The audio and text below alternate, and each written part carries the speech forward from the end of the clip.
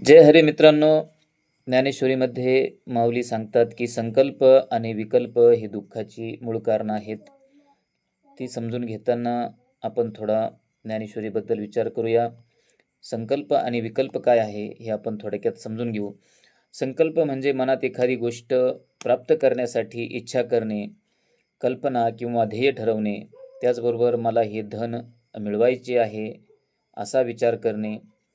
आणि या उलट विकल्प म्हणजे काय, तर एखाद्या इच्छेला विरोध करणारी दुसरी कल्पना किंवा शंका.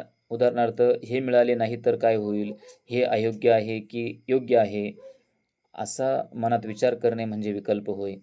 म्हणजेच मनात हे पाहिजे हे नको अशी द्वंद्वात्मक अवस्था सतत चालू राहणे म्हणजे संकल्प विकल्प होय. संकल्प जिथे संकल्प आहे तिथे त्याच्या पूर्तीची आसक्ती आणि तृष्णा निर्माण होत असते.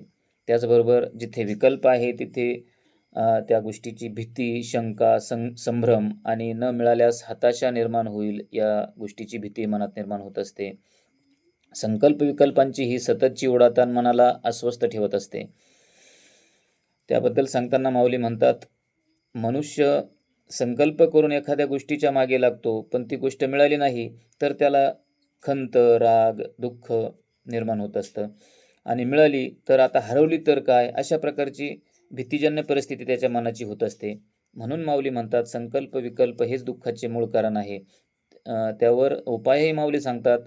जो संकल्प विकल्पांच्या पलीकडे जाऊन स्थितप्रज्ञ राहतो त्यालाच खरी शांती मिळते. कर्म करायचे, पण त्याच्या फळाचा संकल्प करू नये.